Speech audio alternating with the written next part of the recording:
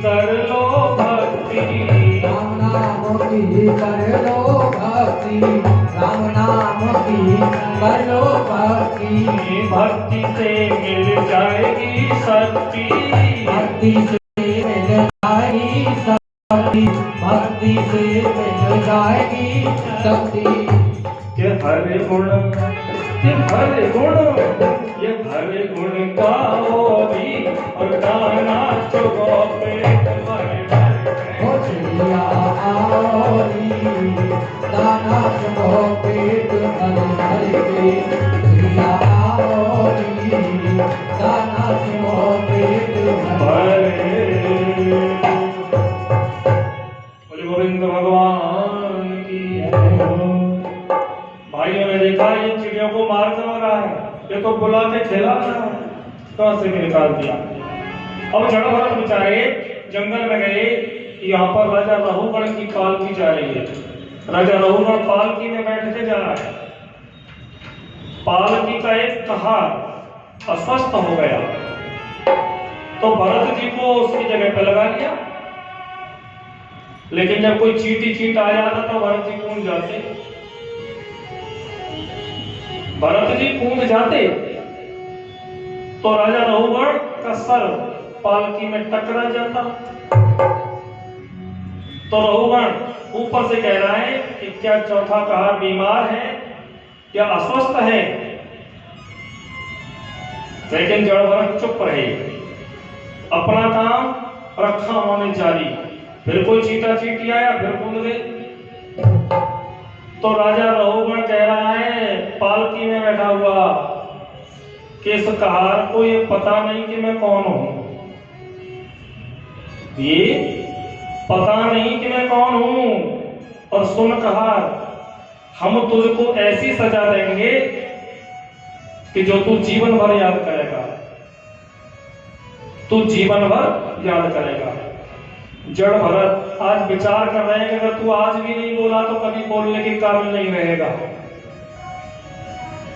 समय चुके फिर का पछताने, नीचे से ही बोलने लगे, त्वयोदितं यत्तम विप्रलब्धं स्यादत समये वीर भारो।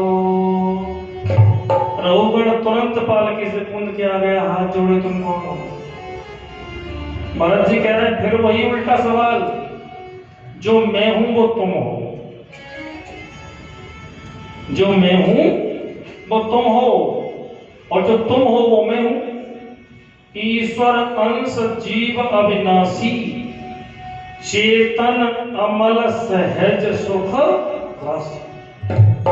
और दूसरे, तुमने गलती ये की कि तुमने कहा कि तुम्हें सजा देंगे। तो राजन सुनिए, तुम मुझे क्या सजा दोगे? मैंने जीवन के 50 बसंत पार कर लिए। गेहूं को पीस के क्या बनता है और आटे को पीसने क्या बनेगा? आटे को पीस कर बता क्या बनेगा? आटे को पीस के सही बता रहे हैं, मैदा बनेगी। गेहूं को पीसेंगे तो आटा, और आटे को भी पीस देंगे तो मैदा। अगर हम मैदा को भी पीसने लगे तो कुछ नहीं बनेगा। हाँ, तो भरत जी कह रहे हैं पिस पिस कर मैदा बन चुके हैं, तो हमें क्या सजा देते हो? एक को सूर्य के नीचे 1000 घड़ों में भर के पानी हम रख दें तो प्रतिबिंब सभी घड़ों में आएगा। क्या कोई बता सकता है कि ओरिजिनल सूर्य किस घड़े में उतरा है? न कोई बता सकता, क्योंकि उतरा ही नहीं है। अब एक तो गैस पर हमने भगोना रख दिया, पतीला रख दिया, उसमें डाल दिया पानी, गैस को चालू कर दिया, उसमें डाल देते अगर चावल तो भात बन जाता, और डालने पत्थर तो क्या बनेगा? कुछ नहीं बनेगा। तो ये जो कष्ट होता है ये केवल आत्मा को होता है। जो कष्ट होता है ये आत्मा को होता है, बाकी तो शरीर की गति है। अगर हमारे पैर में कांटा चुभ जाए तो कहां से मालूम पड़ता है? यहां से, ब्रह्मरंध्र से मालूम पड़ता है। कोई भी कहानी हो पूरे बदन में सबसे पहले सूचना बुद्धि के पास आती है। ये बुद्धि फिर पूरे शरीर को खबर करती है। बोली बाकी बिहारी लाल की जय हो, राधे रानी की जय हो। कर्म प्रधान विश्व रच राखा और जो जस करे तो तस फल अच्छा। जो प्राणी जैसा कर्म करता है उसे वैसा ही फल भोगना पड़ता है। गौ हत्या, जो इस जन्म में गाय की हत्या करता है वो अगले जन्म में क्या बनता है? कुबड़ा। जिनकी तुमने देखा होगा कुबड़ निकले हुए होते हैं, तो वो जान लें कि पूर्व जन्म में हमने गाय की हत्या की है। स्त्री हत्या या गर्भ गिराने वाला अगले जन्म में बनता है भीड़। न खाने योग्य वस्तु के खाने से जलोदर रोगी, किसी को न देकर अकेला खाने वाला।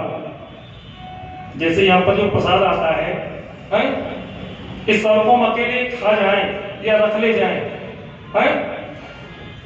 किसी को न देकर अकेला खाने वाला मिर्गी रोगी। आप खाए हरकत और बांट खाए बरकत। इसलिए प्रसाद को बांट के ही खाना चाहिए। माता पिता की इज्जत हर बच्चे को करनी चाहिए। माता पिता की इज्जत हर बच्चे को करनी चाहिए। मान सम्मान हर पुत्र को, हर बेटे को करना चाहिए। क्योंकि देखिए, सोने की कीमत करो सोने के 100 टुकड़े तो कीमत कम नहीं होती। प्रभु का भजन करने से बरकत कम नहीं। बोले गोविंद भगवान की जय हो। झूठी गवाही जो देता है अगले जन्म में गूंगा बनता है। और गाय और ब्राह्मण को ठुकराने वाला लंगड़ा, किसी को जहर देने वाला पागल, अन्न का चोर चूहा, साग पात का चोर मोर, विष चूसने वाला बिच्छू, मित्र से द्रोह करने वाला गिद्ध और कथा भागवत में विघ्न उत्पन्न करने वाला अगले जन्म में कुत्ता की योनि को पाता है। और देखो, ये तो बताई हमने तुमको पुरुषों की बात। अब मैया कह रही है कि हमारे बारे में इन्होंने एक शब्द भी नहीं बोला है। तादाद हमारी ज्यादा है और फिर भी कुछ नहीं बोला। जो स्त्री अपनी सास को गाली देती है या कलह करती है वो अगले जन्म में क्या बनती है? जौ। जौ के जन्म से वो अगले जन्म में जौ बनती है। पति को धमकाने वाली जुई डिंगर, पति को छोड़कर पर पति में मन लगाने वाली दुमुही, जिसके दोनों तरफ से मुंह होते हैं, पति के साथ दगा करने वाली चील, छल करने वाली अपुत्रा और पति से अपशब्द बोलने वाली विधवा। ये मैं एक छोटे से भजन के माध्यम से तुम्हें समझाऊंगा। कामिनी जन्म जन्म तरसेगी जो पति से दगा करेगी। कामिनी जन्म जन्म तरसेगी जो पति से दगा करेगी। आई पति से दगा करेगी, पति से दगा करेगी, पति से दगा करेगी, पति से दगा करेगी। कामिनी जन्म जन्म तरसेगी जो पति से दगा करेगी। कामिनी जन्म जन्म तरसेगी जो पति से दगा करेगी। पहले जन्म में विधवा होएगी, पहले जन्म में विधवा होएगी, पहले जन्म में विधवा होएगी। खोज मरेगी जो पत से दगा करेगी। कामिनी जन्म जन्म तरसेगी जो पत से दगा करेगी।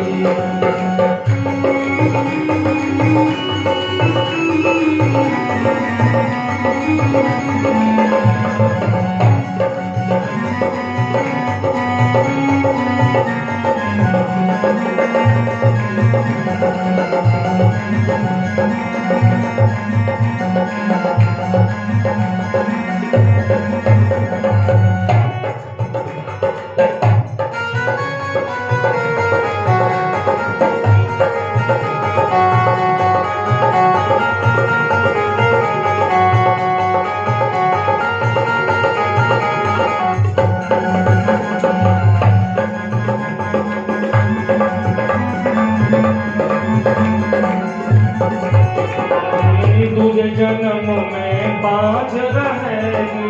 दूजे जन्म में बाझ रहेगी।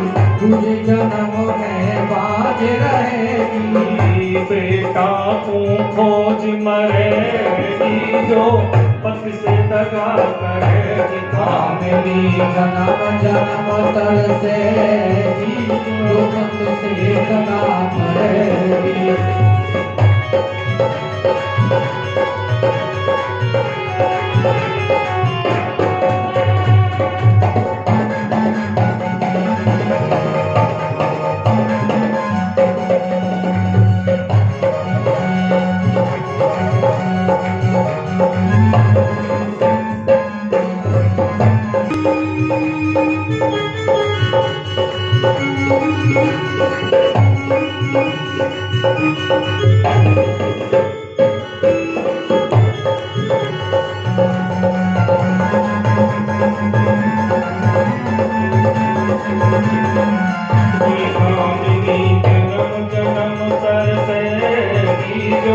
पत से दगा करेगी। कामिनी जन्म जन्म तरसेगी जो पत से दगा। बोलिए मां की हरिलाल की जय हो। और देखो हनुमान चालीसा सबको पढ़ना चाहिए। मैया पढ़ती यहाँ के नहीं पढ़ती हनुमान चालीसा, बहुत बढ़िया। केवल मैयाएं हनुमान जी पर चोला ना चढ़े या कोई लंबी आराधना ना करें, लेकिन हनुमान चालीसा सबको पढ़ना चाहिए। हनुमान चालीसा में क्या लिख दिया है वैसे तो सब जानते हैं।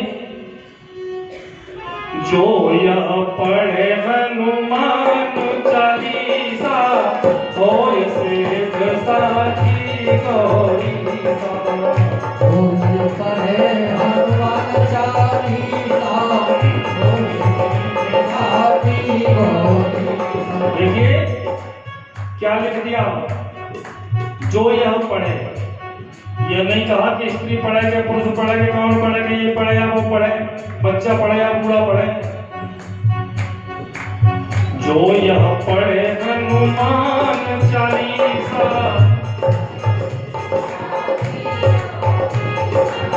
जो यह पढ़े हनुमान चालीसा होय सिद्ध साखी गौरी सा। पढ़े हनुमान चालीसा होय सिद्ध साखी गौरी सा। होय सिद्ध, होय सिद्ध साक्षी कौन है?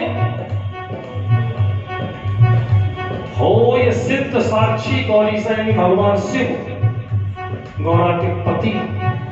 ये साक्षी कहते हैं कि जो यह पढ़े हनुमान चालीसा होय सिद्ध साखी गौरी सा। भूत पिशाच निकट नहीं आवे महावीर जब नाम सुनावे।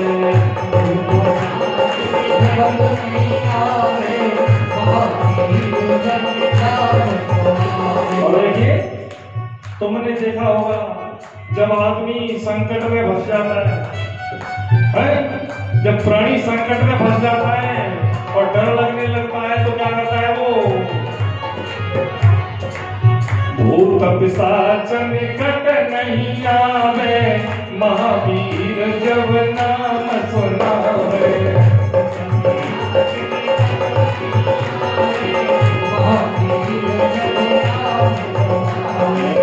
तुम्हारा मंत्र विभीषण माना, लंकेश्वर भय सब जग जाना।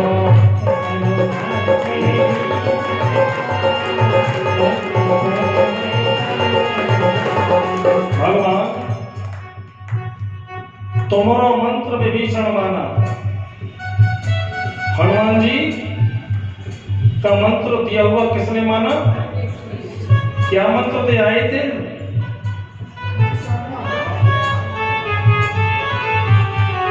अगर हनुमान जी की बात विभीषण ने मानी, तुम्हारा मंत्र विभीषण माना, तो लंकेश्वर भय सब जग जाना। और देवता चेतन धरई, हनुमत से ये सर्व सुख करई। और देवता चेतन धरई, हनुमत से। देखिए, अगर तुम पुलिस में चले जाओ या पुलिस तुम्हें पकड़ ले जाए, किसी नेता के पास जाओ, तो वो नेताजी क्या कहेंगे? वो नेताजी कहेंगे तुम जाओ, मैं फोन कर देता हूं। तुम चले जाओ थाने में, फोन कर देता हूं। लेकिन हनुमान जी ऐसा नहीं करते। हनुमान जी तो स्वयं जाते हैं। और देवता चेतन धरई, हनुमत से ये सर्व सुख करई। देवता चेतन धरई, हनुमत से संकट ते हनुमान छोड़ावे, मन क्रम वचन ध्यान जो लावे।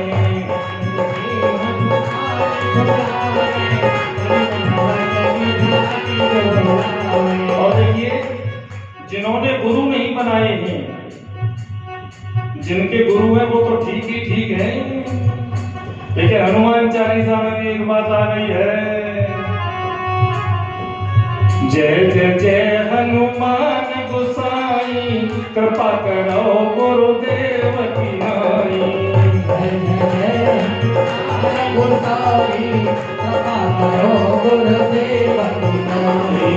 चारों जुग प्रताप तुम्हारा, है प्रसिद्ध जगत उजियारा।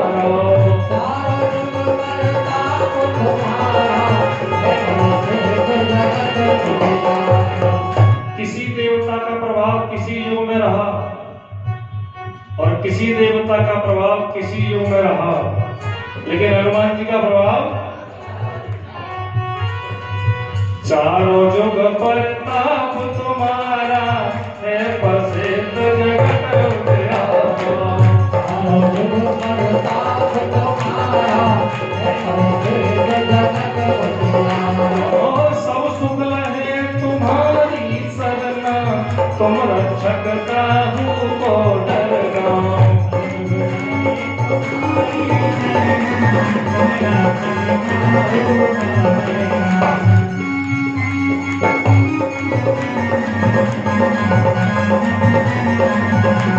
और देखिए, अगर किसी को जटिल रोग हो जाए, क्योंकि आज की दुनिया खान पान बड़े बुरे हो गए, अगर कोई भयंकर रोग हो जाए, क्यों सुषमा, अगर किसी को भयंकर रोग हो जाए तो क्या करना चाहिए?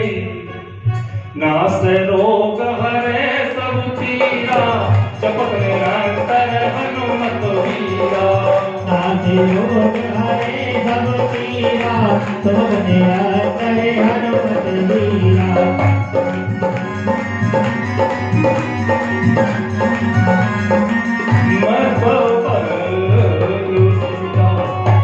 और देखिए, ये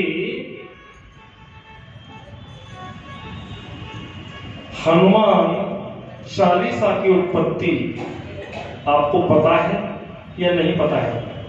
अगर नहीं पता है तो बता देता हूं। जब तुलसीदास बाबा का जमाना था और अकबर का साम्राज्य था, तुलसीदास जी का जमाना और अकबर का साम्राज्य, एक बार तुलसी बाबा आगरा में रुके, आगरा में पड़ाव डाला, हजारों लोग मिलने के लिए आए, बीरबल भी आए। तो राजा ने, अकबर ने कहा कि ये सब लोग पागल हो गए क्या है? कहां जा रहे हैं? तो बीरबल ने बताया कि तुलसीदास महाराज आए हैं। तो अकबर ने कहा कि उनको मेरे पास बुलाओ, क्योंकि मैं कौन हूं? राजा, बादशाह। तो तुलसी बाबा ने जाने से मना कर दिया। तो तुलसी बाबा को जबरन पुलिस के द्वारा पकड़वा करके किले में बुलवा लिया और काल कोठरी में डाल दिया। अब जब काल कोठरी में पड़ गए तो वहां बेचारे पड़े रहे।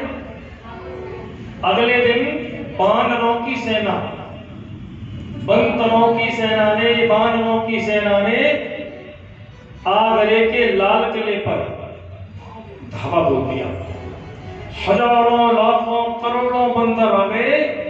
अकबर घबरा गया, बोले बीरबल क्या है कि तुम चमत्कार देखना चाहते थे ना, कि प्रभु का चमत्कार क्या होना है। हजारों बंदरों ने लाल किले को घेर लिया। तो अकबर ने तुरंत कहा कि जाओ, मैं उनसे क्षमा याचना करूंगा, उनको छुड़ा करके बाहर लाओ। तो हनुमान चालीसा की उत्पत्ति यहां से हुई कि तुलसी बाबा ने बताया कि मुझे नहीं पता, मेरे हाथ कुछ लिखते जा रहे थे, मुझे नहीं पता, मेरे हाथ कुछ लिखते जा रहे थे, और 40 चौपाई कब लिख गई, क्या लिख गया मुझे नहीं पता। ये वही हनुमान चालीसा है। बोलिए हनुमान जी महाराज की जय हो, दुर्गे मैया की जय हो, जय जय श्री राधे। सुखदेव जी महाराज कहते हैं कि राजन, प्रयास ये करो कि हमें किसी के आगे हाथ ना फैलाना पड़े। अगर झोली फैलानी है तो उस परमात्मा के सामने फैला दो। मांग बंदे मांग उस भगवान से, और क्या मिलेगा मांग कर इंसान से। तो कन्नौज शहर में एक अजामिल नाम के भक्त रहते थे, बड़े अच्छे भक्त। और देखो, संग से रंग बदल जाता है, संग से रंग बदल जाता है, और रंग से ढंग बदल जाता है। अजामिल एक बार जंगल में भ्रमण करने गए, बड़े कर्मकांडी थे, विद्वान भी थे। जंगल में गए, वहां को गणका के संग किसी को संगम करते देख लिया।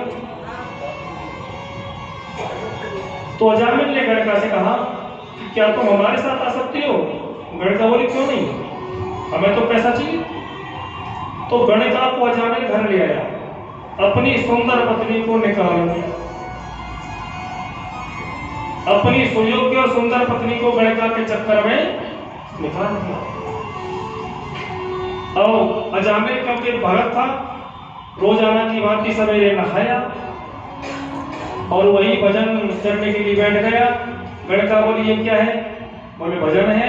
बोले भजन भजन सब बंद हो, दारू पियो और ऐसे करो। गणका के ये शब्द, ये भजन बंद कर दो और केवल ऐसे करो। अजामिल क्योंकि संग बदल रहा है ना, तो ढंग भी बदलेगा, रंग भी बदलेगा। माला वाला छूट गई, भजन करना छूट गया, अब तो वही दुष्ट कार्य करने रह गई। जंगलों में जाए शिकार करें, क्योंकि संग से ढंग और रंग दोनों बदल जाते हैं। जो अजामिल भक्त के नाम से जाने जाते थे, आज दुष्ट के नाम से जाने जाने लगे। धीरे धीरे गणका से अजामिल के 9 पुत्र हुए। और एक दिन संतों की टोली हरिद्वार होकर के अपने रास्ते में एक कन्नौज पड़ गया। और रास्ते में जब कन्नौज पड़ गया तो कन्नौज नगर में जाकर के संतों की टोली रुक गई और पूछने लगे, यहाँ पर हमारा कोई ऐसा प्राणी है कि जो हमको एक दो दिन रोक ले। तो देखो हर तरह के व्यक्ति हर जगह मिल जाते हैं। ऐसा नहीं कि सब भले लोग मिलेंगे, टेढ़े भी मिलेंगे, और हर बस्ती में, हर गांव में, घर में हर प्रकार के लोग मिलते हैं। जैसे एक भक्त हुई, और ये संत क्या कहते चले जा रहे हैं, एक भक्त हुई मीराबाई कि मीरा दीवानी हो गई, हे मीरा मस्तानी हो गई, मीरा मस्तानी हो गई, मीरा दीवानी हो गई। श्याम रंग में रंगी चुनरिया सरगम परनी, श्याम रंग में रंगी चुनरिया सरगम परनी, मीरा दीवानी हो गई, मीरा मस्तानी हो गई, मीरा दीवानी हो गई, मीरा मस्तानी हो गई। राणा की रंगानी छोड़ी, लोकलाज सब छोड़ी, राणा की रंगानी छोड़ी, लोकलाज सब छोड़ी। श्याम रंग में रंगी चुनरिया मीरा जी ने ओढ़ी, श्याम रंग में रंगी चुनरिया मीरा जी ने ओढ़ी, श्याम रंग में रंगी चुनरिया मीरा जी ने ओढ़ी। लोकलाज की नहीं खबरिया, एक दो तीन चार पाँच, लोकलाज की नहीं खबरिया, एक दो तीन चार पाँच, मीरा दीवानी हो गई, मीरा मस्तानी हो गई, मीरा दीवानी हो गई, मीरा मस्तानी हो गई। श्याम रंग में रंगी चुनरिया सरगम परनी, श्याम रंग में रंगी चुनरिया, एक दो तीन चार पाँच, मीरा दीवानी हो गई, मीरा मस्तानी हो गई, मीरा दीवानी हो गई, मीरा मस्तानी हो गई।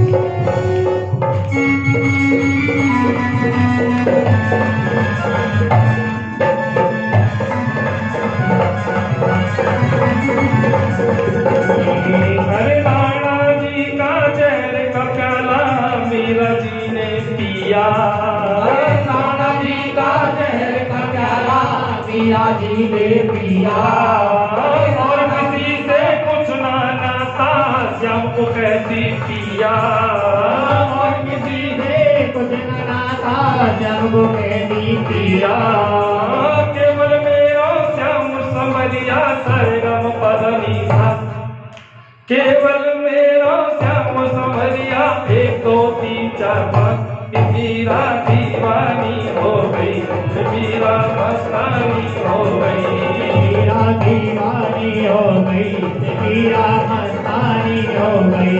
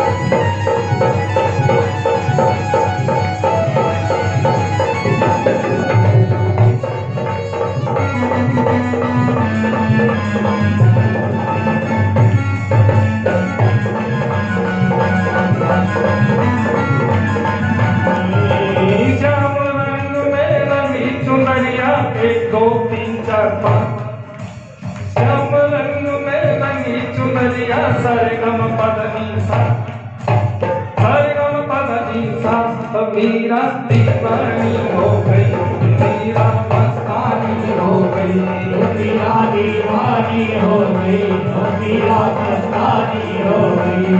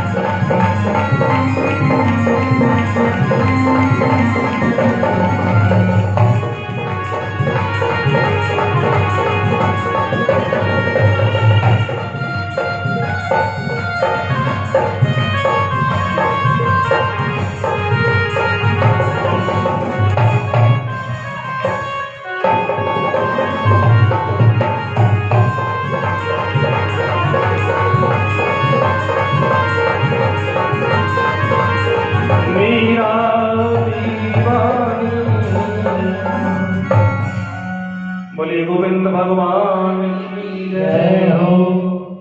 नारी शक्ति को हम भी प्रणाम करते हैं। नारी ही लक्ष्मी, नारी ही लक्ष्मी है, नारी ही दुर्गा है। और हमने कल भी बताया था नारी ही शेरों वाली भी है।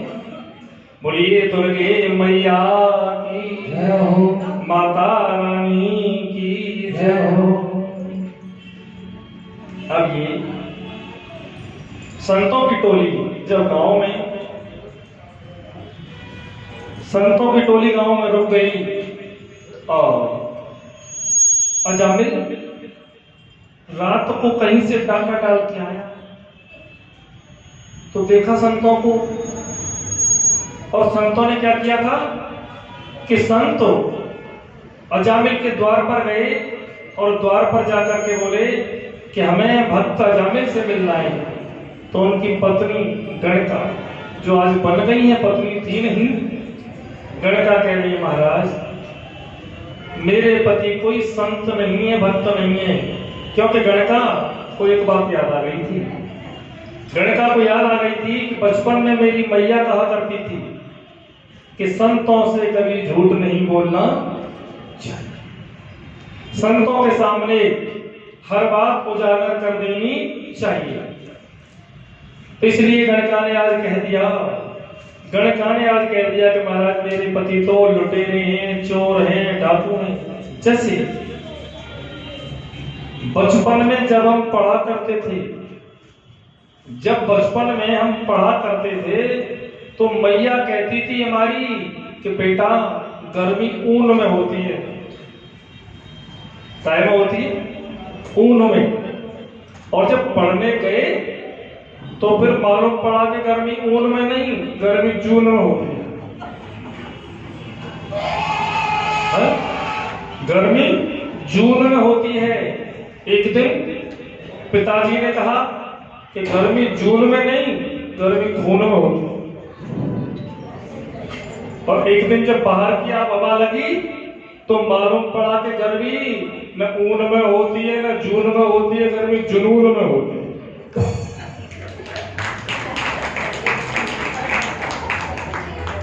बोलिए बाल के बिहारी लाल की। आज गणका ने बता दिया कि मेरे पति कोई संत भक्त नहीं है, वो तो लुटेरे हैं। फिर भी आप आए हैं तो मुझसे सुखी सामग्री ले चाहिए। सुखी सामग्री देवी और सुखी सामग्री लेकर के संत बनाने लगे भोजन। भोजन बन गया, पाने लगे, और पाने के बाद में आंखों से आंसू गिरने लगे कि अब दुष्ट काम ने तो खा लिया, लेकिन संभाले कैसे। रात को अजामिल आ गया। अजामिल ने काटा तो पत्नी से बहुत डरता था अजामिल। गणिका से बड़ा डरता था। तुरंत आवाज आ गई, सुनो जी, इनको मैंने बुलाया है। पतिदेव बोले, अगर तुमने बुलाया है तो कोई बात नहीं, मैं कुछ नहीं कहूंगा। अगर तुमने बुलाया है तो कोई बात नहीं, 2-4 दिन रुक जाएंगे। अब संत उनके पास में गए और अजामिल से बोले, देखो तुम्हारे 9 बेटे हैं, चिंटू, पिंटू, टिंकू, रिंकू, सिंकू, बड़कू, टूटी, फ्रूटी, स्वीटी है, ऐसे नाम।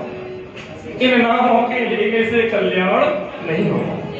हमको अपने बच्चों के नाम क्या रखने चाहिए? दामोदर, माधव, मोहन, मधुसूदन, केशव, मुरारी है, और बेटी है राधा, सीता, रुक्मिणी, सावित्री, ऐसे नाम रखने चाहिए। इन नामों के लेने से कल्याण भी हो जाएगा। तो संत बता रहे कि तुम अपने बेटे का 10वां जो बेटा उसका नाम रख लेना नारायण। कितनी सुंदर बात। संत चले गए, 10वां बेटा पैदा हुआ तो उसका नाम नारायण रख गया। आज अब तो कोई बात हो, नारायण नारायण नारायण नारायण। अब नाम तो हम किसका ले रहे हैं? अपने बेटे का। लेकिन किसी भी बहाने लो, चाहे बेटा के बहाने लो, चाहे बेटी के बहाने लो, चाहे पत्नी के बहाने लो, चाहे किसी और के बहाने लो, भाव कुभाव अनक आलस हो। जैसे हमारे क्षेत्र में राजा के पास एक गांव पड़ता है कोयल। हम कोयल में भागवत कह रहे थे, शायद सन 1995 की बात रही है। उस समय कथा चल रही थी तो हम बोलते थे एक भजन कि काली मर्दन कंसन कंदन देवकी नंदन तव शरणम। काली मर्दन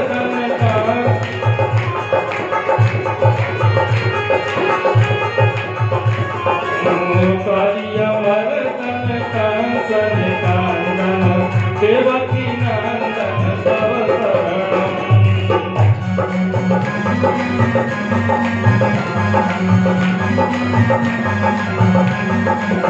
और देखो सामने बैठती थी हमारी एक मैया, उसके पति का नाम था देवकी नंदन।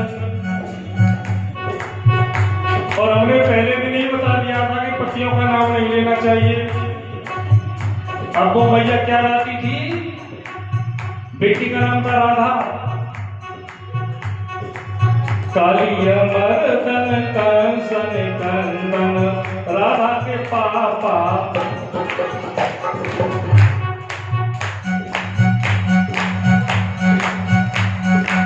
काली मर्दन कंसन कंदन राधा के पापा तव शरणम। काली मर्दन कंसन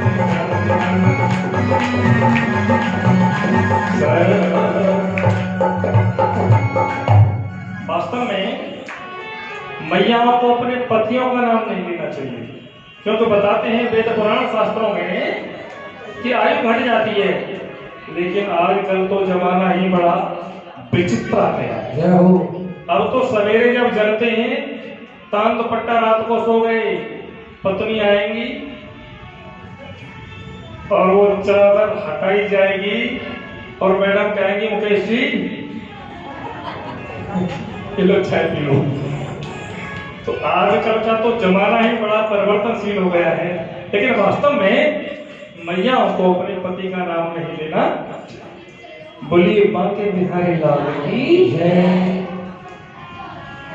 जब 10वें बेटे का नाम नारायण रख गया, अब समय के अनुसार अजामिल की मृत्यु का समय आया, यमदूत दिखाई देने लगे। क्योंकि मृत्यु के समय यमदूत दिखते हैं, तो नारायण को ही बुलाया, अपने बेटे को याद किया है। और कैसे बुलाया है कि नारायण जल्दी अयो रे neko अयो रे यमदूत खेच रहे आए नारायण जल्दी अयो रे neko अयो रे यमदूत खेच रहे आएंगे नारायण जल्दी अयो रे neko अयो रे यमदूत खेच रहे आएंगे नारायण neko जल्दी आना नारायण neko जल्दी आना नारायण neko जल्दी आना आए के मोको धीर बनाना आए के मोको धीर बनाना आए के मोको धीर बनाना तू मन से मोह बचैयो रे बचैयो रे यमदूत खेच रहे आएंगे नारायण जल्दी अयो रे neko अयो रे यमदूत खेच रहे आएंगे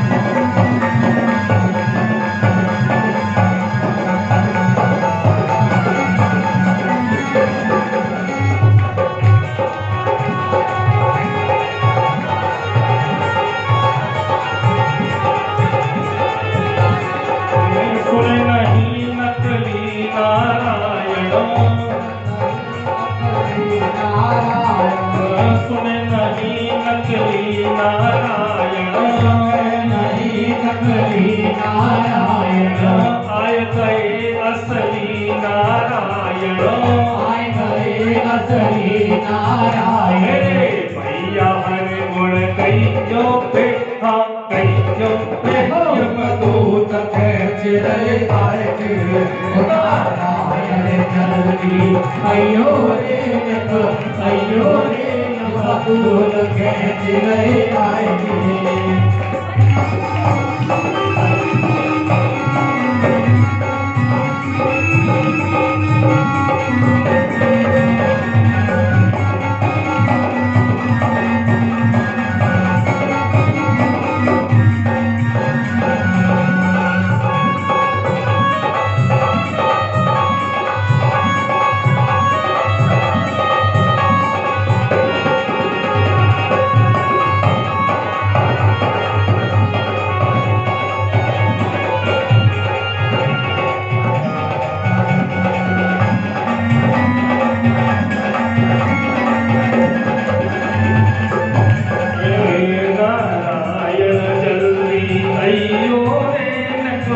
अयो रे यमदूत खेच रहे आएंगे नारायण जल्दी अयो रे neko अयो रे यमदूत खेच रहे आएंगे